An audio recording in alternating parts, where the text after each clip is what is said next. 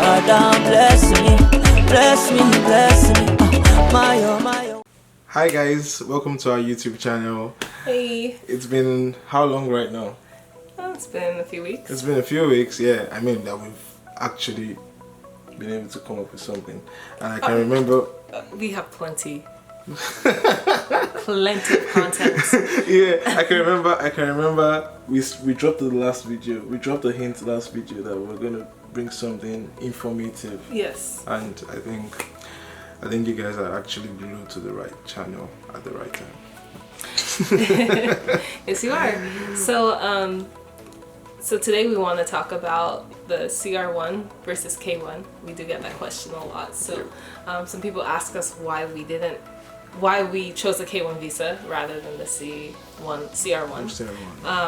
And we were going to answer that question at the end. But first, let's talk a little bit about what the two are, what's the difference, and the benefits of both. Yep. So first we'll talk a little bit about the K-1 visa pros.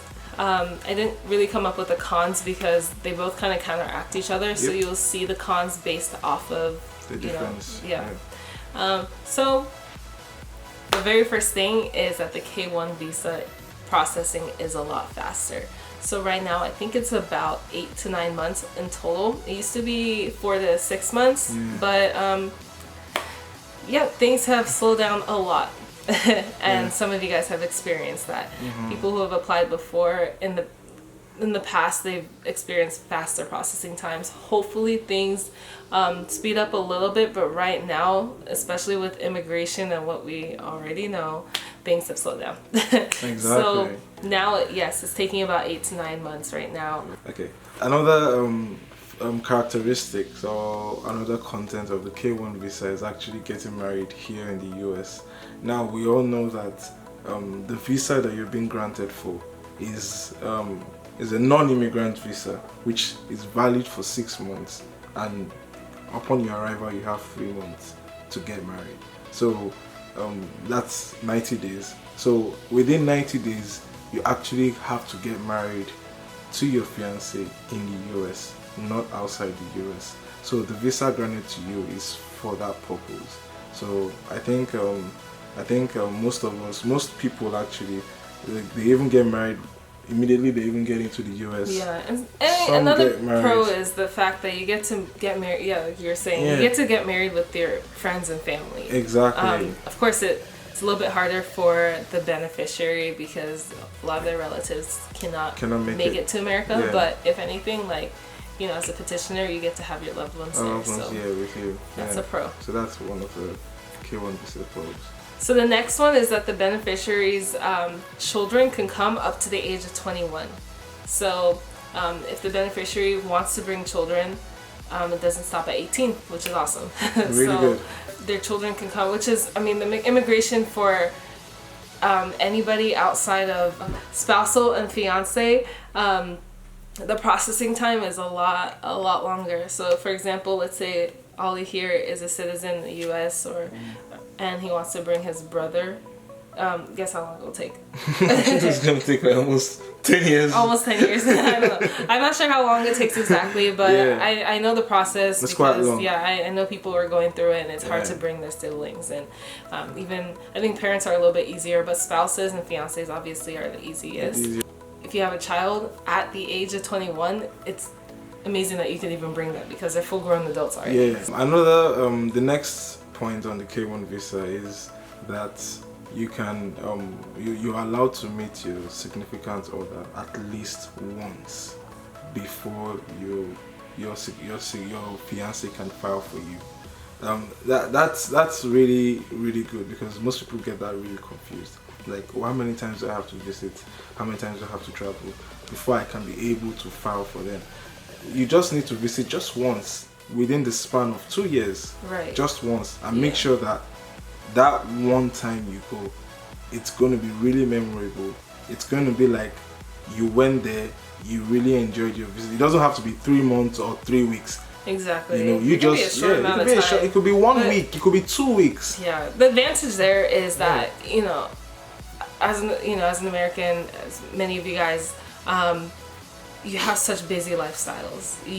And maybe also finances. It's hard to cough up that money to go travel. I mean, I had that issue. So to have to go travel or to have to make that time to go. But with the K-1 visa, it's like you can meet the person one time and you're eligible. You're eligible, yeah.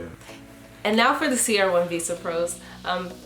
A benefit is that the wedding does happen immediately. So as we mentioned, for the K-1 visa, the wedding has to happen once the beneficiary arrives in the country, and they have 90 days. Whereas for the CR-1, nothing can stop you. Just go for it. Go to the country. Go to your fiance's country and get married. Do it. Nothing's holding you back. The next is the spouse or the fiancé who is actually back home in his or her local country have the right, have the privilege or opportunity to actually bring in their families and friends for an exchange of their cultures and traditions. Because in most cases, when we have a couple who don't have the same background or tradition, it's an opportunity for them to come with their families back to their spouse's local country, back away from America, and see how things are done and see how the way of life is over there. So I think it's an opportunity and it's an exposure for them to actually have that experience.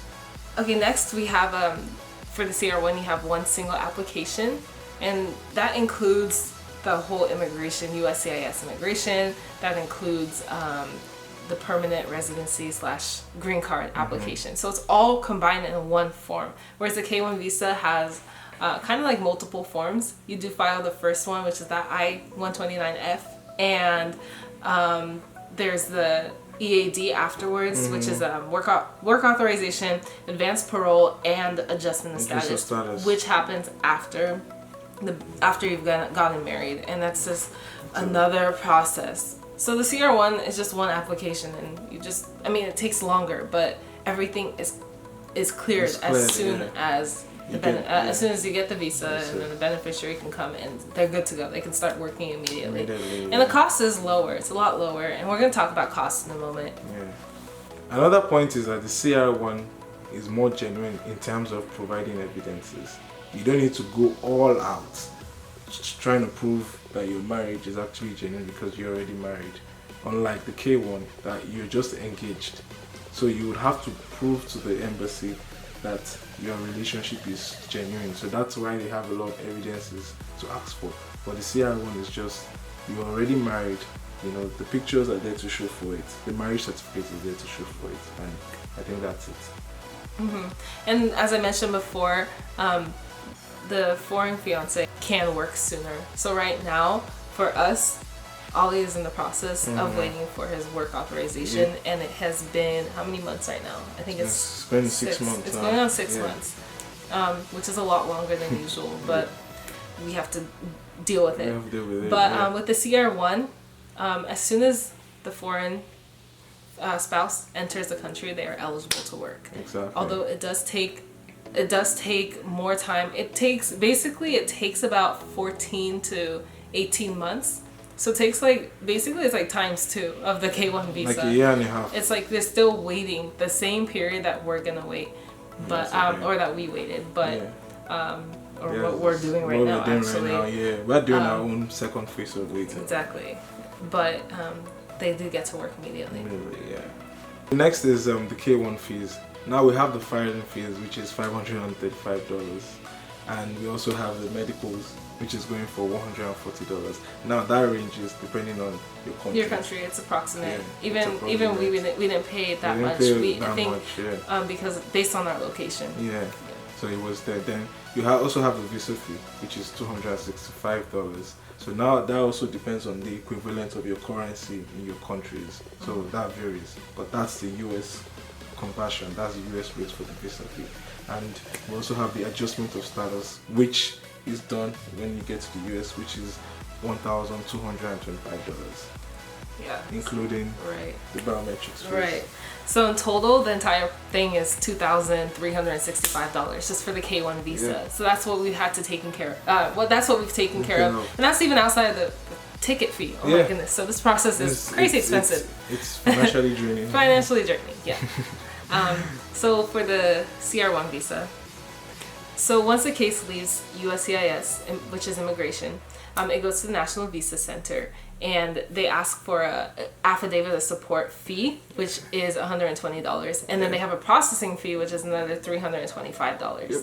They also have to go through medicals as well, $340. And then lastly, you have the USCIS immigration fee, which is $220. So altogether, it's about $1,540. So it's a lot less, about $800 or so less. But yeah. So one outweighs. I mean, actually, they're kind of like a tie. I mean, there are benefits to both, as you guys heard. They're both great.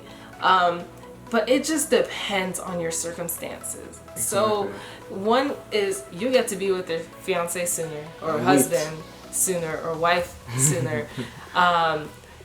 And you get to go through the pain of waiting together. At least, okay, fine, you're together. I mean, we didn't think about it.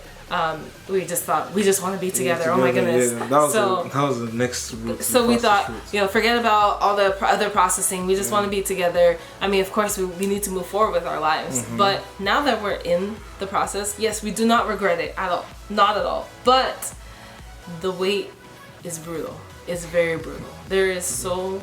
Brutal is an understatement. okay. He said brutal is an understatement. It's torture. It's torture. Yeah, he's practically confined in a prison cell. I mean, I'm gone all day, so it's not even like I can actually wait with him, or we can go out together and have a great time. I mean, the weekends are all we got, but... it's hard having to... It's dreading when you're getting to Sunday evening. Yeah. And you're beginning to start a week with the hopeful mindset, and you just have to wait. Yeah.